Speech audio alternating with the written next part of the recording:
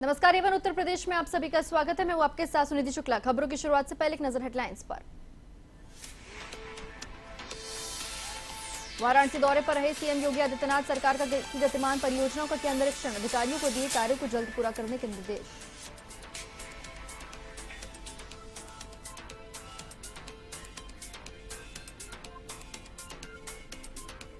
CM Yogi Adityanath का सोनभद्र दौरा। 414 करोड़ की 217 विकास परियोजनाओं का किया लोकार्पण और शिलान्यास। सीएम योगी ने जनसभा को भी किया संबोधित।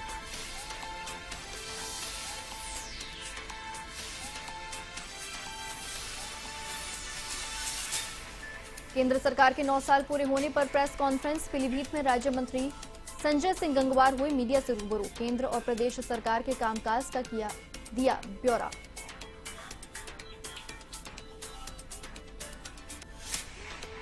जौनपुर में चंदवक पुलिस और सर्विलांस टीम की बदमाशों से मुठभेड़। जवाबी फायरिंग में एक बदमाश घायल। दूसरे शातिर अपराधी को पुलिस ने किया गिरफ्तार। आरोपियों से अवैध हथियार बरामद।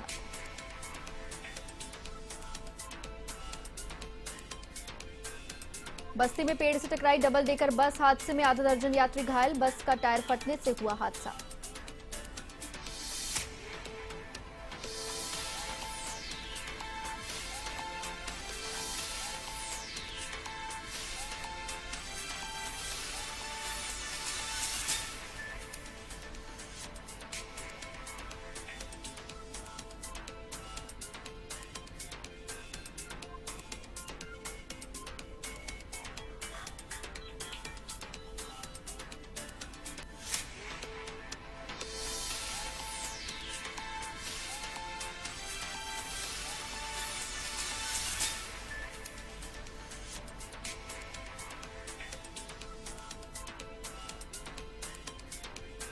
अब खबरें विस्तार से। चक्रवाती तूफान बिपरजॉय गुजरात पहुंच चुका है। इसी के साथ यूपी समेत 17 राज्यों में भारी आंधी बारिश का अलर्ट जारी किया गया है।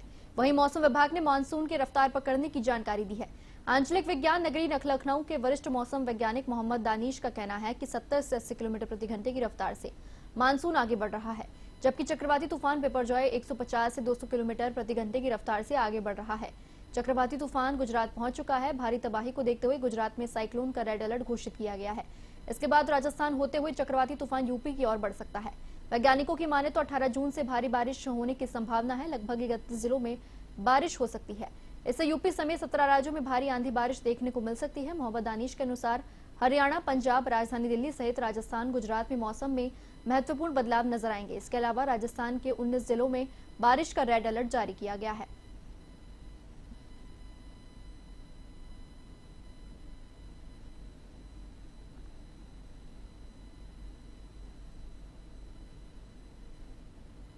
सीएम योगी आदित्यनाथ के 2 दिवसीय वाराणसी दौरे का आज दूसरा दिन है, जहां सीएम योगी आदित्यनाथ ने पहले दिन सरकार की गतिमान परियोजनाओं का निरीक्षण किया। इस दौरान मुख्यमंत्री योगी आदित्यनाथ ने पुलिस लाइन परिसर में निर्माणाधीन ट्रांसिट हॉस्टल, बैरक और आर्थिक अपराध अनुसंधान सेंटर के निर्माणाधीन भवन के निर्माण कार्य का औचक निरीक्षण किया। इसी के साथ ही सीएम ने 174.34 लाख की लागत से निर्माणाधीन आर्थिक अपराध अनुसंधान सेंटर के शेष कार्यों को युद्ध स्तर पर पूरा करने के निर्देश दिए। पुलिस लाइन परिसर में निर्माणाधीन ट्रांजिट हॉस्टल तय समय सीमा में पूरा नहीं होने पर नाराजगी जताई। कार्यदायी संस्था के अभियंता से अविलंब कार्य पूर्ण कराए जाने के लिए कड़े निर्देश दिए। उन्होंने राइफल शूटिंग रेंज में चल रहे 5.25 करोड़ की लागत से कराए जा रहे निर्माण कार्य का भी स्थलीय निरीक्षण किया। इस दौरान कृषि मंत्री सूर्य प्रताप शाही, राज्य मंत्री दयाशंकर मिश्र, दयालु, एमएलसी हंसराज विश्वकर्मा, सलाहकार अवनीश कुमार अवस्थी समेत अनेक लोग मौजूद रहे। इधर सीएम के अचानक स्थलीय निरीक्षण से हड़कंप मच गया।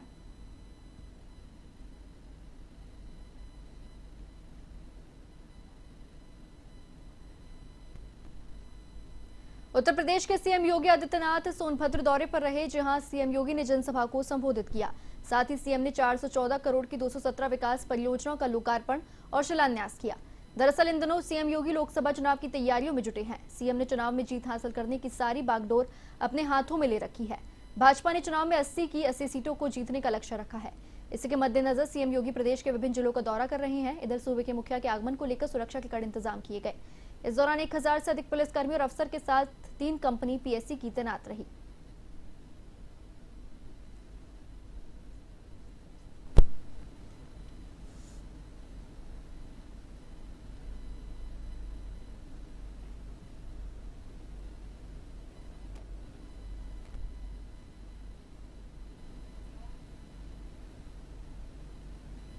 मुख्यमंत्री योगी आदित्यनाथ ने उच्च स्तरीय बैठक में कारागारों की स्थिति को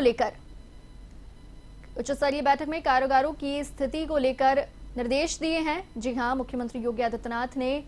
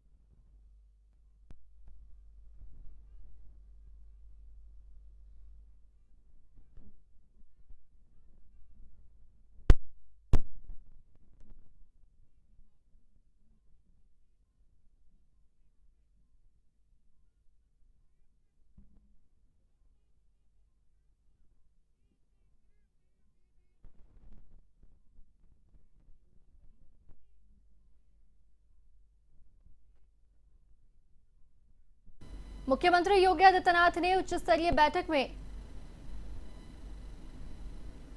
कारागारों की स्थिति की समीक्षा करते हुए कारागार सुधार के दिशा निर्देश दिए। मुख्यमंत्री ने कारागारों को सुधार गृह के रूप में स्थापित करने की आवश्यकता जताई और प्रदेश के नए प्रिजन एक्ट तैयार करने के संबंध में मार्गदर्शन दिया।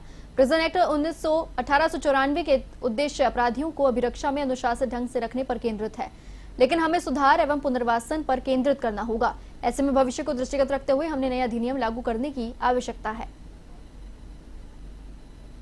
तो चलिए दूसरी खबर की तरफ बढ़ते हैं। उत्तर प्रदेश के सीएम योगी आदित्यनाथ और ओपी राजभर का वाराणसी में हुई मुलाकात की चर्चाओं पर ओपी राजभर ने विराम लगा दिया है।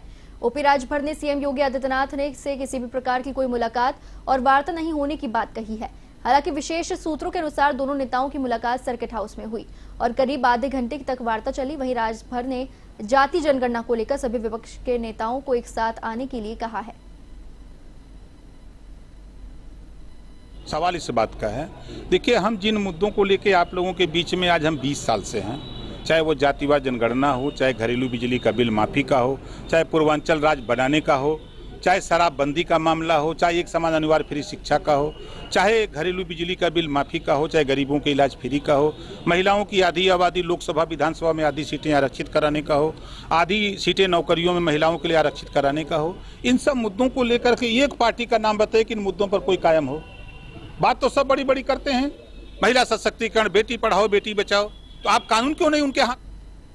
पीलीभीत में गन्ना विकास एवं चीनी मिल राज्य मंत्री संजय सिंह गंगवार ने प्रेस कॉन्फ्रेंस की, जिसमें उन्होंने केंद्र सरकार के 9 साल की उपलब्धियां गिनाई, साथ ही प्रदेश सरकार के 6 सालों के कामकाज का ब्यौरा दिया। उन्होंने कहा कि डबल इंजन की सरकार में काम होते रहेंगे। इस मौके पर भाजपा जिलाध्यक्ष संजीव प्रताप सिंह, ब्लॉक प्रमुख अमरिया निशान सिंह समेत अनेक लोग मौजूद रहे। 9 साल में हमारी सरकार के 9 साल पूरे हुए और उसमें प्रेस वार्ता के माध्यम से, क्योंकि मीडिया हमारा चौथा स्तंभ है, आप सब सम्मानित लोग हैं, आप लोग भी बदलते भारत को और बदलते उत्तर प्रदेश, बढ़ते भारत, बढ़ते उत्तर प्रदेश के साक्षी हैं और उसके सहयोगी भी। तो आज सभी मीडिया के माध्यम से हमारी डबल इंजन की सरकार ने 9 साल में जो विकास काम किए, उन विकास कामों को का सूक्ष्म में मैंने। उत्तर प्रदेश के नगर विकास और ऊर्जा मंत्री ए.के. शर्मा ने विद्युत उपकेंद्र का औचक निरीक्षण किया। इस दौरान उन्होंने उपकेंद्र से पोषित इलाकों में विद्युत आपूर्ति निर्बाध रूप से करने के निर्देश दिए। मंत्री ए के शर्मा ने कहा कि उपभोक्ताओं को भीषण गर्मी और प्रचंड लू में विद्युत व्यवधान का सामना न करना पड़े, इसके लिए तकनीकी खामियों को समय से ठीक करने का प्रयास करें। ऊर्जा मंत्री ने निरीक्षण के दौरान उपकेंद्र की लॉगबुक, लोड पैनल और कर्मचारियों की उपस्थिति रजिस्टर और शिकायत रजिस्टर को चेक किया। तो चलिए अगली खबर की तरफ बढ़ते हैं। यूनिफॉर्म सिविल कोड को लेकर शिया धर्म गुरु मौलाना यासूब अब्बास का बड़ा बयान सामने आया है। इस मौके पर कॉमन सिविल कोड को हिंदुस्तान में लाने की बात कही जा रही है। ऑल इंडिया शिया पर्सनल लॉ बोर्ड इसके खिलाफ है। हमारे मुल्क की खूबसूरती इसमें है कि हमारे यहाँ हर धर्म और मजहब के लोग रहते हैं। इस वक्त कॉमन सिविल कोड की बात हो रही है, शिक्षा और बेरोजगारी पर बात होनी चाहिए। कोड को लेकर जो बात कही जा रही है और लॉ कमीशन और हुकूमत हिंदुस्तान कॉमन सिविल कोड को लाने की बात कर रही है, ऑल इंडिया शिया फसला बोर्ड ने इसकी भरपूर तरीके से मुखालिफत की है। और ऑल इंडिया शिया फसला बोर्ड ने अपने राष्ट्रीय अधिवेशन जो मुंबई में अभी हुआ था उसमें इसकी भरपूर तरीके से इसका विरोध किया है। हमारे मुल्क की ब्यूटी, हमारे मुल्क की खूबसूरती इसमें है कि हमारे यहाँ हर धर्म, हर मज़हब के लोग रहते हैं। मगर बड़े अफसोस की बात है कि इस वक्त कॉमन सिविल कोड की बात हो रही है, सब शिक्षा पर बात होना चाहिए, बेरोजगारी पर बात होना चाहिए, इस वक्त जहालत पर बात होना चाहिए, इस वक्त और दूसरे मुद्दों पर बात होना चाहिए। इन सब पर बात ना होके कॉमन सिविल कोड पर। बरेली में दरगाह आला हजरत से जुड़े संगठन ऑल इंडिया मुस्लिम जमात के राष्ट्रीय अध्यक्ष मौलाना शहाबुद्दीन रजवी ने बड़ा बयान दिया है। उन्होंने समान नागरिक संहिता को लेकर बड़ा बयान दिया। मौलाना रजवी ने कहा कि समान नागरिक संहिता को किसी भी हालत में हिंदुस्तान के मुसलमानों को मंजूर नहीं है, हम इसको कबूल नहीं करेंगे।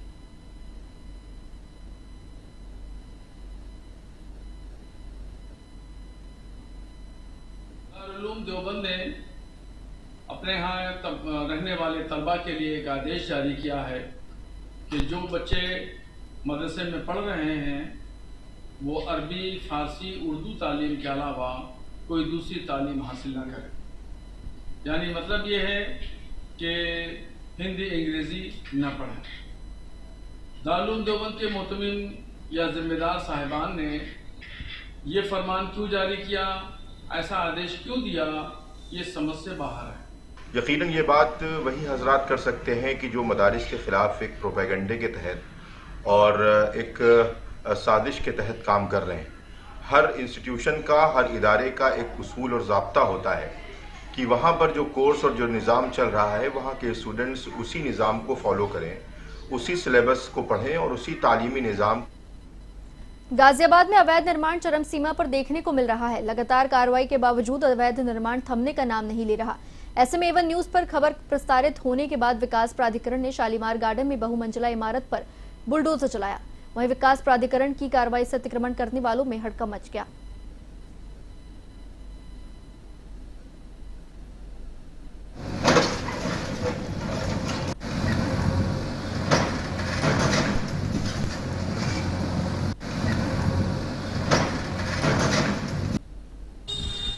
गाजियाबाद के अंदर लगातार विकास प्राधिकरण की जो कार्रवाई है वो लगातार चरम सीमा पर देखने को मिली है। लेकिन गाजियाबाद में ऐसे कई अवैध बिल्डिंगें हैं जिन पर अभी भी कार्रवाई ठीक रूप से नहीं हो रही है। हालांकि गाजियाबाद के एक बहुत जो तस्वीर है वो आपको दिखाने जा रहे हैं हम। आप तस्वीरें बिल्कुल साफ है। गाजियाबाद का साहिबाबाद शालीमार गार्डन का एक्सटेंशन 1 जो है वो यहाँ पर देख सकते हैं आप, यहाँ पर एक अवैध बिल्डिंग जो है वो बनाई जा रही थी। हालांकि एक शिकायतकर्ता के द्वारा यहाँ पर एक आरोप पत्र जो है जीडीए के अंदर दिया गया था, जिसमें साफ तौर से आरोप लगाए गए थे कि जमीन जो है वो सरकारी है। जिसके बाद में जीडीए ने यहाँ पर जो नक्शा दिया है वो भी एक सवालों के घेरे में है कि बिल्डिंग को नक्शा किस प्रकार से दिया गया। इसके बाद में 1 नहीं, 2 नहीं, 3 नहीं, 4 मंजिला इमारत जो है वो बनाई गई है। ऐसा बताया जा रहा है कि बीजेपी के विधायक का यहाँ पर संरक्षण प्राप्त था, जिसके बाद में इस बिल्डिंग का निर्माण कार्य जो है लगातार चरम सीमा पर देखने को मिला था। लेकिन आज जो कार्रवाई विकास प्राधिकरण की तरफ से आप देख रहे हैं, ये सबसे बड़ी जो कार्रवाई जो है विकास प्राधिकरण की देखी जा रही है। 1 साल से लगातार जो शिकायतकर्ता जो है अपनी शिकायत जीडीए के अंदर दे रहा था, लेकिन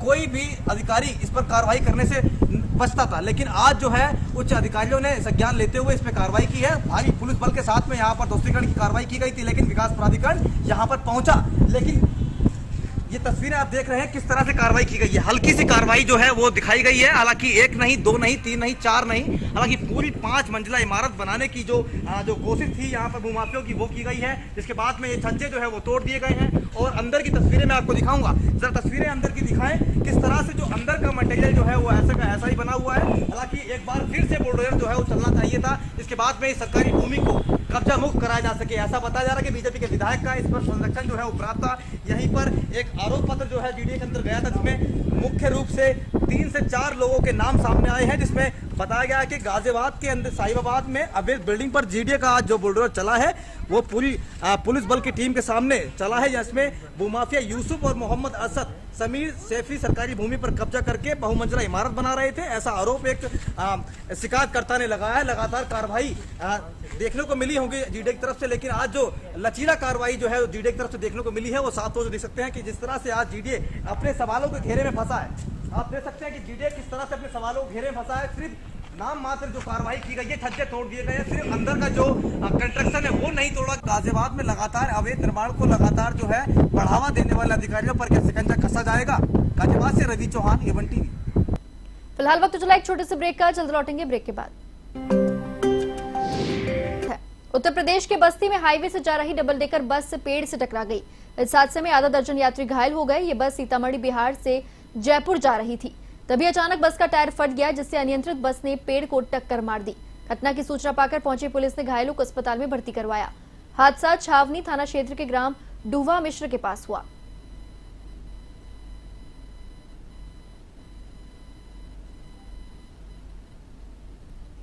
बुंदेलखंड एक्सप्रेसवे पर खड़े ट्रक के पीछे से डीसीएम ने टक्कर मार दी। इस हादसे में परिचालक की मौके पर ही मौत हो गई, वहीं चालक गंभीर रूप से घायल हो गया। हादसे के बाद घायल को अस्पताल में भर्ती कराया गया, जहां उसका इलाज जारी है।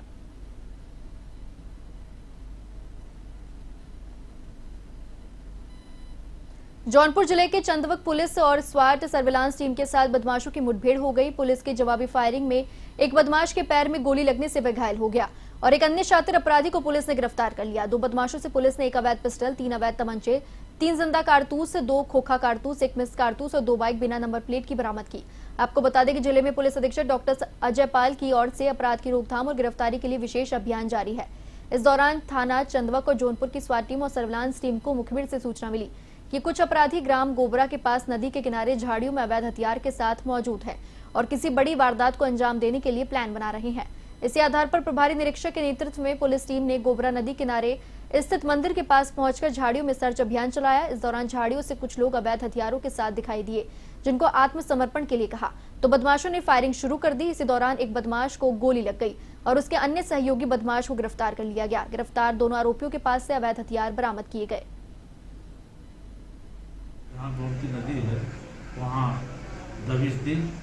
दबिश देने के दौरान 5 बदमाश जो लूट की योजना बना रहे थे, जिनके पास असलह थे, उनको जब घेराबंदी की तो उन्होंने पुलिस पर फायर किया। पुलिस के द्वारा उन्हें आत्मसमर्पण के लिए कहा गया, परंतु उन्होंने इस चेतावनी को उल्लंघन करते हुए पुनः पुलिस पर फायर किया। जवाब में पुलिस ने भी बचाव में फायर किया। बस्ती जिले के हरैया स्थित मंजुआ बाबू की रहने वाली प्रगति त्रिपाठी ने नीट परीक्षा में 720 में 652 नंबर लाकर मां बाप का नाम रोशन किया। वहीं बेलवरिया जंगल के संदीप वर्मा 720 में से 645 अंक प्राप्त किए। प्रगति त्रिपाठी ने इसका श्रेय अपने माता पिता और गुरुजनों को दिया है। मैं पहली MBBS डॉक्टर बनूंगी। अभी तक वहाँ पे शायद किसी ने भी ये एग्जाम देने के बारे में सोचा नहीं था और बहुत सारे लोग ऐसे भी थे जिन्होंने ये भी कहा था कि अपनी औकात के अनुसार अपनी चादर पहनें, क्योंकि ये बहुत बड़ा मिथ है कि बहुत ज़्यादा पैसे लगते हैं। अगर प्राइवेट कॉलेज से करते हैं तो लगते भी हैं, पर सर ने बताया था हम लोगों को कि 5 लाख रुपए में मैक्सिमम 5 साल की फीस हो जाएगी, तो उतना तो एजुकेशन लोन से भी हो। अलीगढ़ के गांव बिलोटी के ग्रामीणों ने प्रधान पर गंभीर आरोप लगाए हैं। गांव में जो भी विकास के नाम पर पैसा आ रहा है उससे प्रधान निकाल लेता है और जमीनी स्तर पर कोई भी काम नहीं करता। ना तो सड़क बनी है, ना ही बिजली पोल पर लाइटें लगी हैं। आवास निर्माण के लिए निधि है, उसके नाम पर भी प्रधान पैसे मांगता है। प्रधान का ऑडियो भी वायरल हो रहा है। माजरा गांव के अंदर आया हूं, जहां पे नाली, सड़क और लाइट जो कि प्रधान के द्वारा सुविधा दी जाती है, उनका हालत बहुत जर्जर स्थिति में नजर आ रही है। यहां तक कि मैं आपको तस्वीरों के माध्यम से दिखाना चाहूंगा कि एक पंचायत घर जिसमें प्रधान खुद बैठकर लोगों की समस्याओं को हल करता है, उस पंचायत घर की हालत बिल्कुल जर्जर किस्म से नजर आ रही है कि पंचायत घर वो किसी भी हालत में अगर थोड़ी सी बारिश हुई तो वो तुरंत गिर सकता है। मैं तस्वीरों के माध्यम से पंचायत घर की सूरत दिखाना चाहूंगा कि इसमें लगी ईंटें जोर जोर से चिल्ला चिल्ला कर कह रही हैं कि ये कभी भी इसकी चौखट, जंगले या दीवार कहीं से भी गिर सकती है और एक बड़ी दुर्घटना का शिकार यहाँ के लोग हो सकते हैं। उसी बीच में मैं आज काफी भीड़ मेरे साथ इकट्ठी हुई है बिलोटी माजरा की, और मैं लोगों से जानना चाहूंगा कि उन्हें प्रधान के द्वारा किस किस परेशानियों का सामना करना पड़ रहा है और किन किन परिस्थितियों से वो यहाँ के लोग गुजर रहे हैं। प्रधान ने उन्हें अभी तक किस किस चीजों से वंचित कर रखा है। जी, क्या नाम है आपका? लक्ष्मण सिंह। लक्ष्मण सिंह जी, आप बताइए कि यहाँ पे प्रधान द्वारा आप किस किस चीज की सुविधा नहीं मिल पाई है और क्या क्या दिक्कतें गाँव में आप प्रधान के द्वारा दी जा रही है? पानी निकास नहीं है, लोगों से पैसा लेकर मकान अधूरे पड़े हैं। किस तरह से लोगों से पैसा लेता है प्रधान? रिश्वत द्वारा किस जैसे निकली वो बीच में ले लेता है। मतलब जो सरकारी आवास प्रधानमंत्री योजना के तहत मिल रहे हैं उसके लिए प्रधान जो के यहाँ आवास के तहत उनके नाम आ रहे हैं उनसे पैसा लेते हैं। कितना पैसा ले लिया जाता है? किसी से 20,000, 25,000, 30,000, 40,000, कोई लिमिट नहीं है कि कोई लिमिट नहीं। और क्या क्या परेशानियाँ गाँव के अंदर? यहाँ पानी का निकास नहीं है, पानी भरा हुआ है और रोड नहीं है। टीन सेट मरकट में जो टीन सेट डलवाया उससे का भी पैसा निकाल लिया, वो भी नहीं है। हाँ, और यहाँ पंचायत घर का भी पैसा निकाल लिया, कुछ काम नहीं हुआ है यहाँ। यानी कि इन सभी चीजों का यहाँ के लोगों ने हमें बताया कि पंचायत घर, नाली वगैरह सभी चीजों का प्रधान द्वारा पैसा अर्जित कर लिया गया, लेकिन कार्य नहीं कराए गए। इसी बीच में मेरे साथ में और भी व्यक्ति मौजूद हैं, मैं इनसे भी जानूंगा कि उनको किस किस चीजों की परिस्थितियों से, परेशानियों से गुजरना पड़ रहा है। क्या नाम है जी आपका? दयाराम। दयाराम जी, क्या परेशानी है आपको? परेशानी सर ये है कि हमारे नाम से आवास आया था, तो आवास के चक्कर में प्रधान जी ने ये बोला कि हमसे आवास के तुम्हारा जब आएगा पहले हमको कुछ पैसे दे दीजिए। तो शुरुआत में हमसे 20,000 लिए और फिर बाद में यानी हमसे 31,000 रुपये पहुँच चुके हैं, किसी से कर्ज लेके जब हमने दिया था उनको। क्या आपका आवास अब बन चुका है? नहीं सर, अधूरा पड़ा है। अब प्रधान जी क्या बोल रहे हैं? प्रधान जी ये बोल रहे हैं कि और पैसे दो। कितने पैसे और मांग रहे हैं? 20,000 रुपये। 20,000 रुपये और मांग रहे हैं, उसके बाद में आवास बनेगा? हाँ, OTS हो जाएगी और तुम्हारा ये काम हो जाएगा। प्रधान जी से आपने ये नहीं कहा कि ये तो प्रधानमंत्री आवास योजना के तहत फ्री हमारे दिया जा रहा है आवास, तो उसके लिए पैसे हम क्यों दें? उन्होंने ये बोला था मुझसे कि आपको तो फ्री मिल रहा है ये पैसा, तो कुछ तो पैसे हमें चाहिए सरकार। मतलब इसी बीच में और भी व्यक्ति मेरे साथ मौजूद हैं। क्या परेशानी है आपको गाँव के अंदर? परेशानी है गांव के, ये नाली नहीं है, ना किसी पंचायत घर है। मेरा आवास आया हुआ 40,000 उसी ने खा लिए और मुझसे पैसे निकलवा लिए गांव में। मेरे हाथ में एक पैसा नहीं आया, अब लाके नहीं दे रहा है पैसे और मांग रहा है 10,000, और कभी नौ कहता है कि 10,000 दो, कभी 20,000 मांगता है। अन्य दे दोगे तो मकान बन जाएगा, अन्य बनेगा नहीं। कौन कहता है इस बात को? दीवान जी। दीवान कौन है? यही है प्रधान। प्रधान का लड़का? हाँ, प्रधान ही है। प्रधान? हाँ, पैसा मांग रहा है। तो अभी तक आवास नहीं मिला आपको? मिला तो है, अधूरा पड़ा है। हम कैसे पन्नी डाल के रह रहे हैं। अधूरा पड़ा है? अधूरा है जी, बिल्कुल।